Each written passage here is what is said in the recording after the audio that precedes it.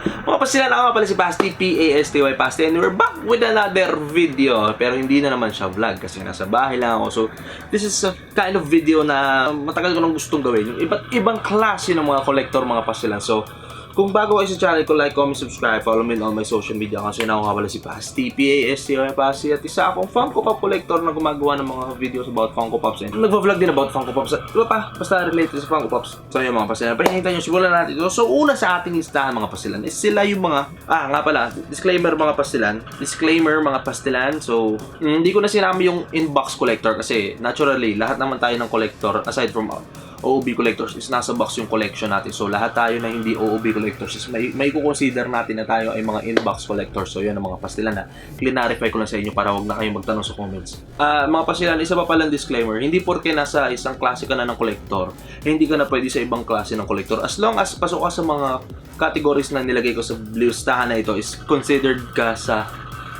collector, as a collector na ganun ka. Kung may mga stickers ka, kung may certain line ka, di sige go. Lahat ng klase ng collector pwedeng maging ikaw yun, di ba? Basta lahat ng nasa category pumasok yung collection mo. So, simulan na natin mga pastilan. Ang una nasa listahan natin ay ang mga sticker collector. So, mga pastilan, meron tayong mga Funko Pops na common. So, sila yung mga SRP. Sa mga di nakakaalam, meron din tayong mga Funko Pops na may mga sticker, kagaya ng mga nandyan sa likod. May mga sticker sila. Ibig sabihin, hindi sila available sa lahat ng tindahan. Meron lang silang certain na tindahan na kung sila ni-release, like Walmart, like Walgreens, or GameStop, mga ganon. So, sa ibang bansa yung mga pasila. Pero dito rin sa Pilipinas, locally, meron din mga big boys, exclusive, Philbars exclusive. So, yung mga pasilan. Sila yung mga collector na nangongolekta ng mga Funko Pops na may mga sticker.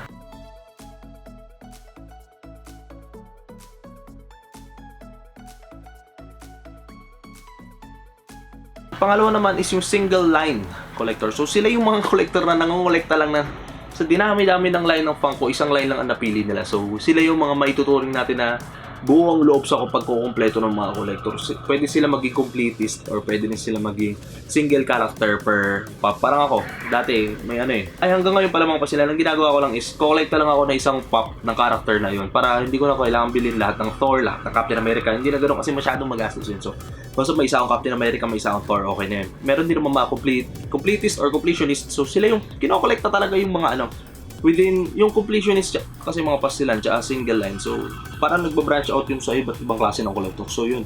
Pwede kang maging completist or completionist tsaka yung one character per Funko Pop. So, yung mga single line collector naman, mga pastilan, sila yung mga nangongolekta lang ng isang line na kagaya ng Star Wars, ng Disney, ng Marvel, ng My Hero Academia, ng NBA.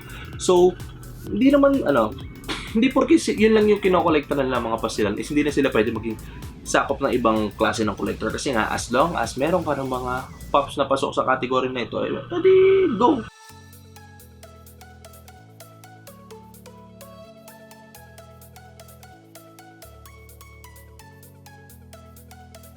So mga pasilan, pangatlo naman sa ating categories yung single character collector. So yun mga pasilan, majority na walang single character collector na one character per pop lang mga pasilan. Kasi lahat ng variants ng pop na ito, basta itong character na ito, dapat meron ka. Kagaya lang nila ng Joker line, Thanos, so lahat ng Captain America, lahat ng Thor, dapat lahat ng pop variant ng character na ito meron ka. So yun ang single character collector mga pasilan.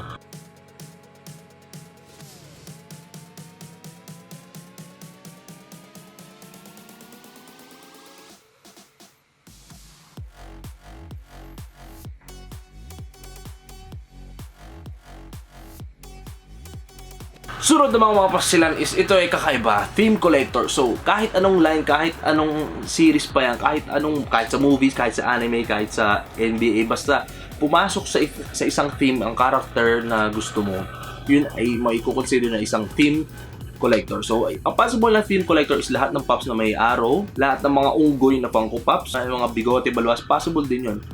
And lahat ng mga pops na sa dark, parang evil ganun. So, basta kung anong maisip mo na theme, mga pastilan, pwede ka sa category na ito. So, theme collector. So, mga pastilan, comment nga kayo sa baba kung ano yung mga yung mga possible na theme ng iba-ibang pops na pwede nyong maisipan.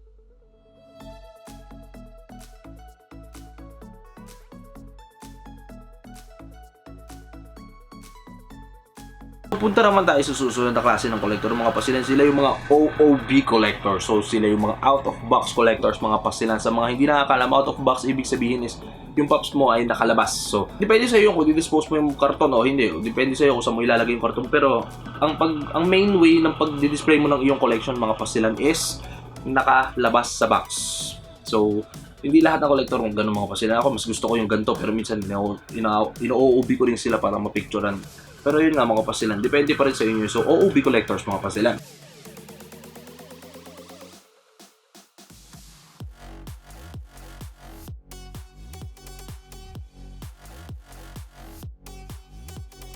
Last but not the least, mga pastilan, may consider natin silang consider ko siguro yung sarili kong ganito. Kitang-kita naman nasa likuran ko, di ba? Pero marami ding klase ng collector na ganito, mga pastilan. Ito ay ang chop suey collector. So as for me, mga pastilan, ang chop suey collector ang pinaka-flexible na klase ng collector kasi kaya nilang bumili ng iba-ibang lines.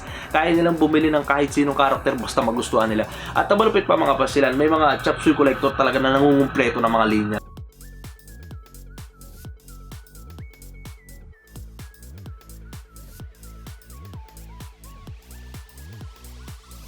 So, isa yun sa mga siguro masasabi kong napakalupit ng mga klase ng collector kasi lahat ng line kinukumpleto. May mga kakilala akong ganyan pero hindi na ako mag-name drop kasi baka bigla nyo silang hold up sa grid kasi dami ng pera nila, di ba? Binis namin mga collector sa chop suey, yung gulay na halo-halo kasi halo-halo talaga yung collection nila eh. Pero kung yung titignan mga pasilan, chop suey collector lang ako, hindi ako completist, hindi ako completionist, chop suey lang ako. Ano yung magustuhan ko yan Bye-bye, nasa likuran ko yun. Alis muna ako para makita niya. Ayan. So, may kukonsider ko din yung sarili ko na chop suey collector dati. Tinry ko na rin maging single character collector sa Thor and it failed miserably. Nag-try na rin ako mag-Marvel villains and Star Wars villains. Wala, hindi rin pinaya. Nag-Marvel heroes na rin ako. Wala. Ngayon, hopefully, mag-stick na tayo sa collection ko. And so far, natutuwa naman ako sa anime line at sa My Hero Academia na Deku. Yung mga Deku talaga. So, kung nakikita nyo, may Deku na dito, Deku 1C, and then may Deku pa dito sa baba, hindi nyo kita. So, baka kumpletohin ko yung mga Deku. Who knows, baka kayanin ko, mura pa naman yung Deku. Mga pasilan, may nakalimutan pala ako. Ngayon ko lang naalala kung kailan mag-i-edit na ako. So, mga pasilan, ang huling category ng mga collectors natin ay ang mga mystery mini collectors. So, mga pasilan, sa mga hindi nakakalam, ang mystery mini sa yung mga vinyl figures din ng Funko na maliliit na nakalagay sa box na hindi mo alam kung ano yung makukuha mo, kaya nga mystery, di ba? So, ito yung mga kaibigan natin na nangongolekta ng mga mystery minis.